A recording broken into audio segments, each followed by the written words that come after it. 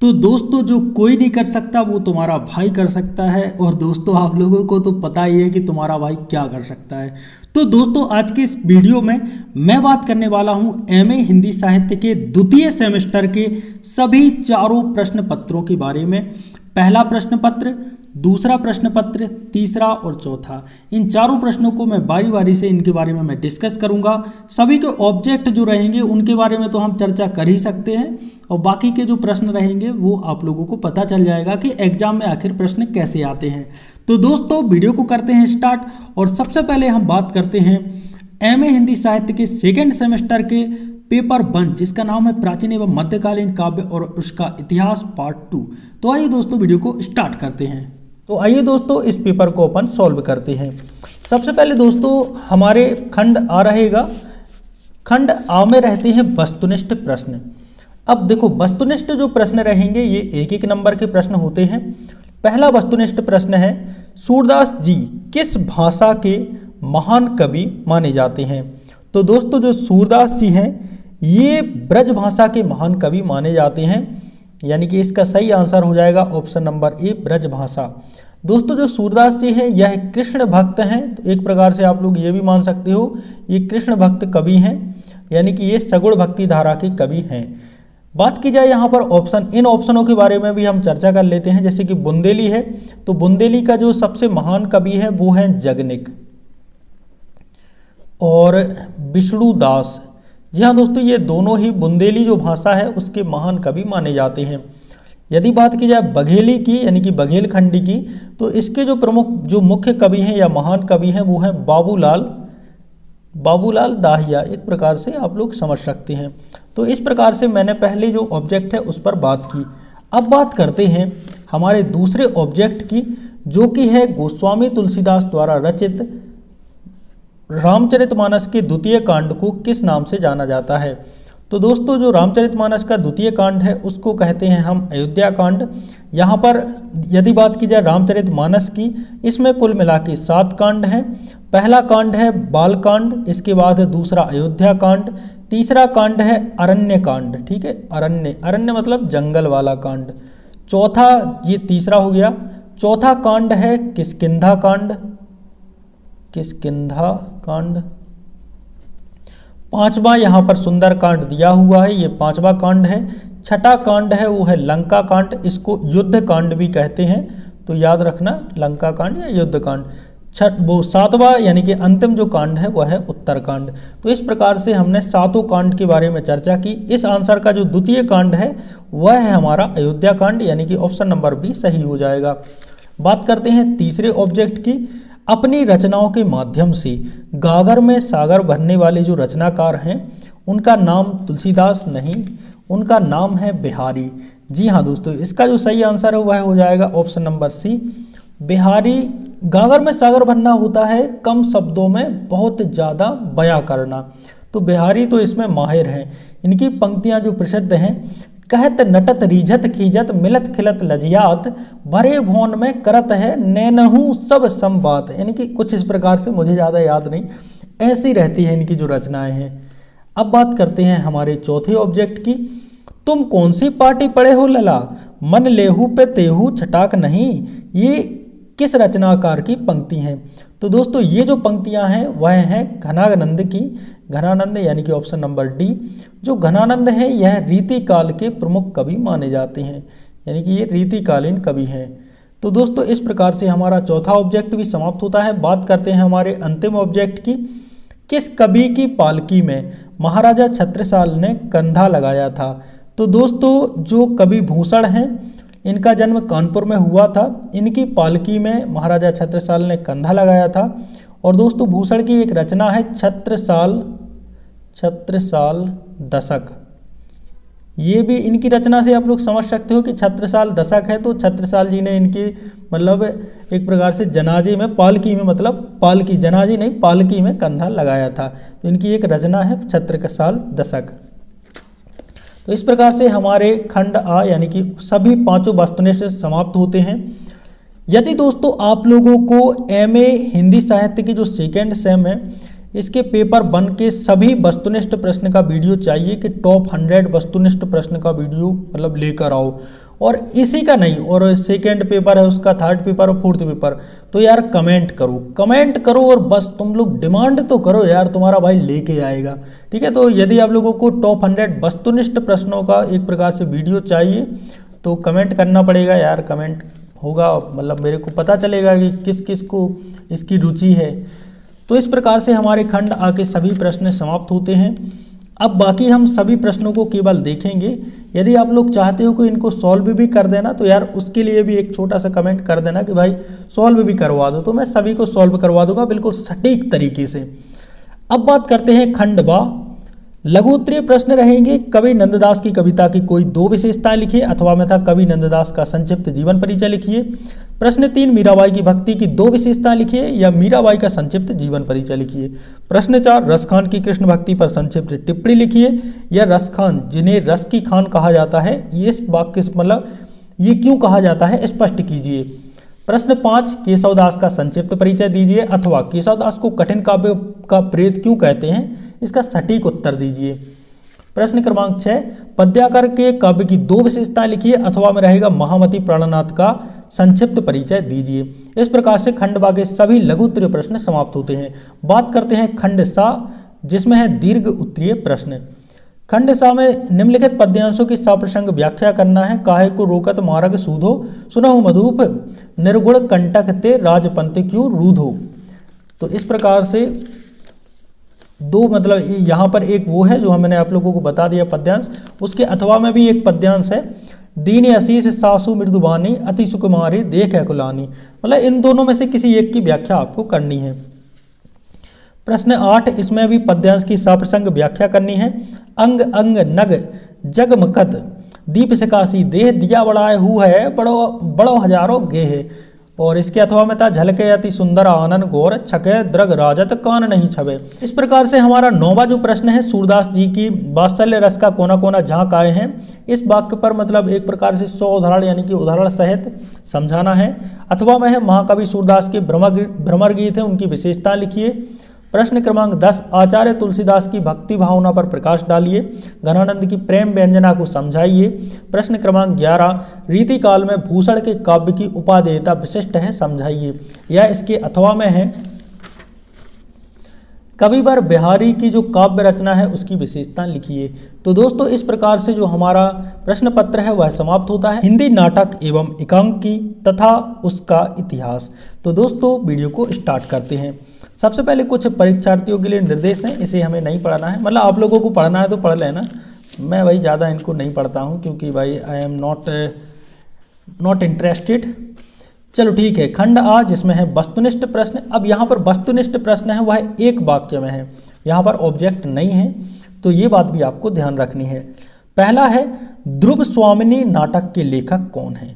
तो दोस्तों जो ध्रुव स्वामिनी नाटक है इसके लेखक का नाम है जयशंकर प्रसाद। तो यहाँ पर हम लिख देंगे प्रसाद। आप लोग समझ जाना कि ये जयशंकर प्रसाद है, वरना प्रसाद यानी वो खाने वाला प्रसाद समझ लो। तो जो ये ध्रुव स्वामिनी नाटक है ना, यह प्रसाद की सबसे अंतिम और श्रेष्ठ नाट्य कृति है। सबसे अंतिम और श्रेष्ठ नाट्य कृति कौन सी है? ध्रुव स्वामिनी। दूसरा है भारतेंदु हरिश्चंद्र के द्वारा रचित एक नाटक का नाम लिखिए। तो इनके द्वारा तो भाई कई नाटक हैं, ठीक है, जैसे वैदिक हिंसा, हिंसा न भवती यहाँ पर, लेकिन जैसे भारत दुर्दशा है, ये थोड़ा मतलब बहुत प्रसिद्ध नाटक माना जाता है। ये 1880 में लिखा है।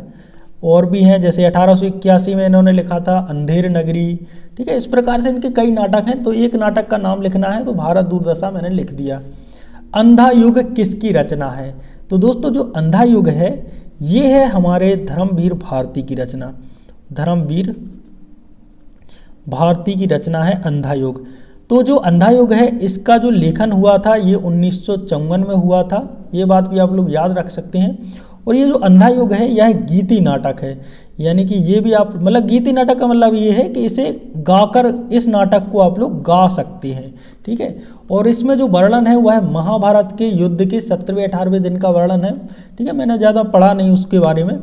अब बात करते हैं प्रश्न क्रमांक 4, सावित्री किस नाटक की पात्र है? तो सावित्री जो है वह आधे अधूरे जो नाटक है, यानी कि आधे अधूरे नाटक की पात्र हैं। अब भाई पूछेगा कोई आधे अधूरे जो नाटक है ये लिखा किसने है? तो दोस्तों जो आधे अधूरे नाटक है इसके लेखक हैं मोहन राकेश, इसके लेखक हैं मोहन राकेश। और जो सावित्री है ये इसमें एक प्रकार से कामकाजी महिला है। 5वां प्रश्न है दीपदान एकांकी किसने लिखी है? तो दोस्तों जो दीपदान एकांकी है ये लिखी है डॉक्टर राम कुमार वर्मा ने, डॉक्टर राम कुमार वर्मा। तो इन्होंने दीपदान एकांकी का लेखन किया है। और दीपदान तो आप लोगों ने भाई ये 7वीं 8वीं भाई मुझे ऐसा याद नहीं है, लेकिन इसमें क्या है इसकी मुख्य पात्र है वो है पन्नाधाय। आप लोगों ने कहीं पढ़ी होगी भाई, मेरे को पता है आप लोगों ने 9वीं 10वीं जिसमें भी हो, मुझको ज़्यादा आइडिया नहीं है, जिसमें कुंवर सिंह को बचाने के लिए पन्नाधाय अपने बेटे चंदन का बलिदान कर देती है। तो इस प्रकार से जो सभी वस्तुनिष्ठ हैं उनकी हमने चर्चा की है। और यदि आप लोगों को चाहिए कि पेपर 2 के भी मतलब जितने भी वस्तुनिष्ठ हैं उनका भी वीडियो चाहिए, तो इसके लिए टॉप 100 वस्तुनिष्ठ का वीडियो मैं बहुत ही जल्द लेके आने वाला हूं। तो बाकी अब हम बात करते हैं खंडवा, जिसमें है लघु उत्तरीय प्रश्न। तो इनको हम जल्दी जल्दी से पढ़ देते हैं। दूसरा प्रश्न भारतेंदु हरिश्चंद्र के जीवन वृत्त को लिखिए, या इसके अथवा में है भारतेंदु हरिश्चंद्र के नाटकों में राष्ट्रीय भाव पर टिप्पणी लिखिए। तीसरा प्रश्न सेठ गोविंददास के कृतित्व पर प्रकाश डालिए, अथवा प्रसाद योगीन 4 नाटककारों के नाम बताइए। चौथा प्रश्न लक्ष्मी नारायण लाल के नाट्य साहित्य की विशेषताएं लिखिए। 5वां प्रश्न हरिकृष्ण प्रेमी की मतलब इसी के अथवा में हरिकृष्ण प्रेमी की प्रमुख रचनाओं के बारे में लिखिए। 5वां प्रश्न भगवती चरण वर्मा है, उनका हिंदी एकांकी में योगदान प्रस्तुत कीजिए, या इसके अथवा में है लक्ष्मी नारायण लाल के व्यक्तित्व की विशेषताएं लिखिए।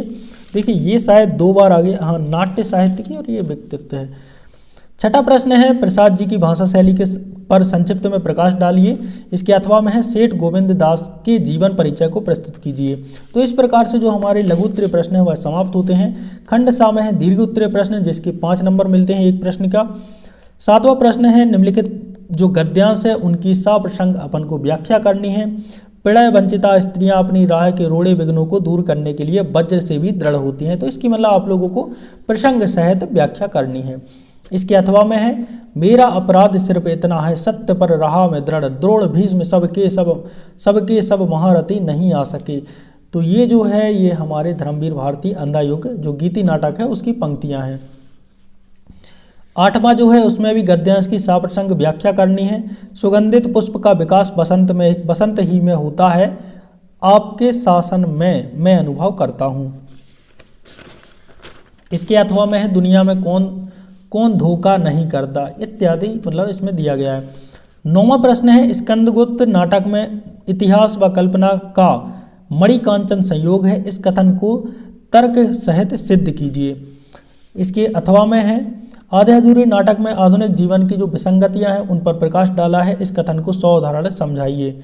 10वां प्रश्न है अंधा युग के कथानक की विशेषताएं लिखिए, अथवा में है एकांकी की कला के तत्वों पर नया पुराना एकांकी की समीक्षा कीजिए। 11वां जो प्रश्न है उसमें है हिंदी नाटक के उद्भव को बताते हुए इसकी विकास यात्रा पर प्रकाश डालिए, या इसके अथवा में है हिंदी एकांकी साहित्य के विकास सोपानों को स्पष्ट करते हुए आधुनिक काल के प्रमुख एकांकीकारों का योगदान लिखिए। तो दोस्तों यदि इसकी क्लास चाहिए आप लोगों को तो कमेंट करो, जिसका नाम है भारतीय एवं पाश्चात्य काव्यशास्त्र। ये कुछ आपके निर्देश हैं। आइए वीडियो को स्टार्ट करते हैं। सबसे पहले खंड आ जिसमें है वस्तुनिष्ठ प्रश्न, जिसमें आपको दिया गया है यहाँ पर काव्य के सत्य का सत्य ना होकर मतलब सतह का सत्य ना होकर सत्य से तिगुनी दूरी की वस्तु होना है, उक्त कथन किसका है? तो दोस्तों जो ये कथन है ये है हमारे प्लेटो का। प्लेटो ने काव्य और जीवन है मतलब काव्य है वह जीवन और प्रकृति का अनुकरण है, यह उन्होंने माना है। और प्लेटो के ही अनुसार जो काव्य है वह सत्य से दूर रहता है। हम अब बात करते हैं हमारे दूसरे प्रश्न की, उदात्त की अवधारणा। उदात्त की जो अवधारणा है वह किसकी है? तो ये जो अवधारणा है यह है लॉन्जाइनस की, यानी कि इसका ऑप्शन नंबर ए सही हो जाएगा। उन्होंने कहा है जो अभिव्यक्ति है उसकी विशिष्टता और उत्कर्ष ही उदात्त है। अब बात करते हैं तीसरे प्रश्न की, व्यवहारिक आलोचना नामक ग्रंथ किसकी रचना है? तो ये जो रचना है वह है आई.ए. रिचर्ड की। अब बात करते हैं चौथे प्रश्न की, क्रोचे ने कौन सा सिद्धांत दिया? तो इन्होंने दिया अभिव्यंजनावाद का सिद्धांत। पांचवा जो ऑब्जेक्ट है वह है व्यक्ति स्वतंत्र और क्षण की महत्वता किस विचारधारा की स्थापना है? तो ये जो है यह अस्तित्ववाद की एक प्रकार से स्थापना है। अब बात करते हैं खंड बा, जिसमें है लघु उत्तरीय प्रश्न। प्रश्न क्रमांक 2, प्लेटो के अनुसार काव्य का प्रयोजन क्या है, या इसके अथवा में है अनुकरण सिद्धांत को संक्षेप में बताइए। प्रश्न क्रमांक 3, ड्राइवन अथवा वर्ड्सवर्थ की काव्य भाषा पर प्रकाश डालिए। यहाँ पर ड्राइवन की काव्य भाषा पर प्रकाश डालिए या अथवा वर्ड्सवर्थ की काव्य भाषा पर प्रकाश डालिए। प्रश्न क्रमांक 4, टी.ए. इलियट की शास्त्रीयवाद क्या है, उस पर प्रकाश डालिए, या इसके अथवा में मैथ्यू आर्नल्ड के आलोचना पर क्या विचार हैं। प्रश्न क्रमांक 5, अभिजात्यवाद अथवा अभिव्यंजनावाद का अर्थ समझाइए। मतलब इन दोनों में से किसी एक का अर्थ आपको समझाना था। प्रश्न क्रमांक 6, शैली विज्ञान से क्या आशय है, बिंब की परिभाषा, या इसके अथवा में है बिंब की परिभाषा एवं अर्थ बताइए। इसके साथ हमारा खंड बा समाप्त होता है। खंड सा में है दीर्घ उत्तरीय प्रश्न, जिसमें 5 प्रश्न हैं। प्रश्न क्रमांक 7, विरेचन सिद्धांत को विस्तार से समझाइए, या इसके अथवा में है उदात्त की अवधारणा को समझाइए। प्रश्न क्रमांक 8, कॉलरिज के कल्पना सिद्धांत पर अपने विचार व्यक्त कीजिए, या इसके अथवा में है वर्ड्सवर्थ के अनुसार कविता का साधारण जीवन से क्या संबंध है, समझाइए। प्रश्न क्रमांक 9, रिचर्ड्स के जो संप्रेषण है सिद्धांत है उससे आप क्या समझते हैं, या इसके अथवा में है टी.एस. इलियट की निर्व्ययिकता का सिद्धांत क्या है, प्रकाश डालिए। प्रश्न क्रमांक 10, मार्क्सवादी या अस्तित्ववाद आलोचना दृष्टि को, मतलब इन दोनों में से किसी एक आलोचना की दृष्टि को 100 उदाहरण सहित समझाइए। प्रश्न क्रमांक 11, संरचना या उत्तर आधुनिकतावाद, इन दोनों में से किसी एक पर निबंध लिखिए। तो इस प्रकार से जो हमारा तीसरा पेपर है एमए हिंदी साहित्य सेकेंड सेमेस्टर का तीसरा पेपर वह समाप्त होता है, जिसका नाम है प्रयोजन मूलक हिंदी।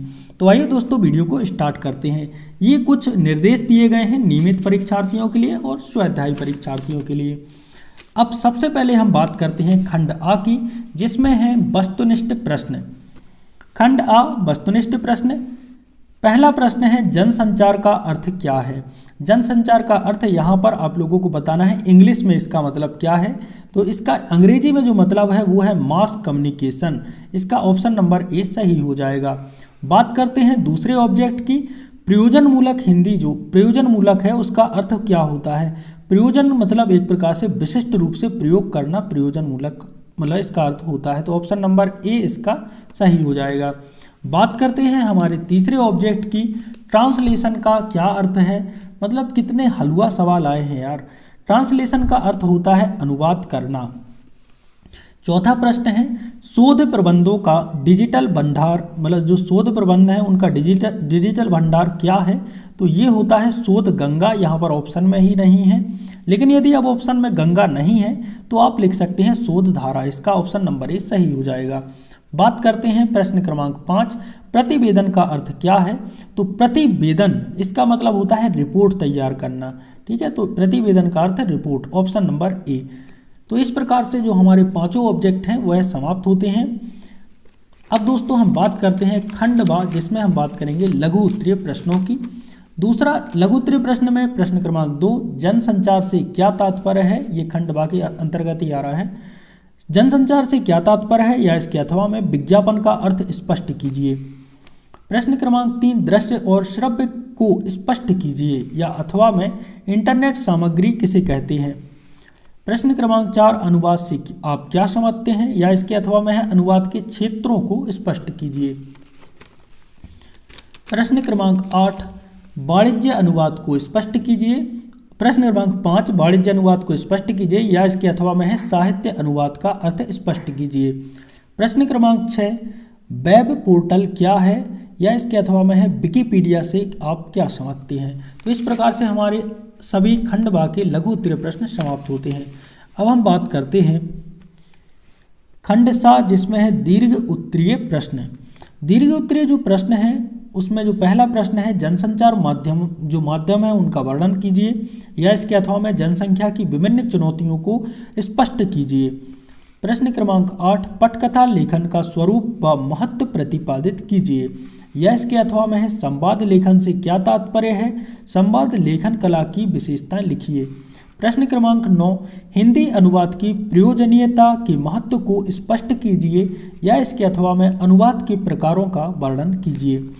प्रश्न क्रमांक 10, प्रशासनिक शब्दावली को 100 उदाहरण यानी कि उदाहरण सहित समझाइए। किन्हीं 5 विभागों के नाम हिंदी व अंग्रेजी में लिखिए। या इसके अथवा में पदनामों का अनुवाद क्या है? 10 प्रशासनिक पदनामों का हिंदी अंग्रेजी में उल्लेख कीजिए। प्रश्न क्रमांक 11, डिजिटल लाइब्रेरी से आप क्या समझते हैं अथवा सोशल मीडिया को स्पष्ट कीजिए। तो इस प्रकार से जो हमारा चौथा प्रश्न पत्र है यह समाप्त होता है। तो वाकई में दोस्तों इतना बड़ा वीडियो बनाना मेरे लिए अपने आप में ही एक प्रकार से संघर्षमय था, क्योंकि दोस्तों इस वीडियो को बनाने में एक प्रकार से बहुत समय लगा है मेरे को। तो यार दोस्तों आप लोगों को मेरी मेहनत पर एक लाइक तो मतलब कर ही देना चाहिए। बाकी मिलते हैं एक और नए वीडियो के साथ, तब तक के लिए जय सिया राम, जय श्री कृष्णा, जय बजरंगबली।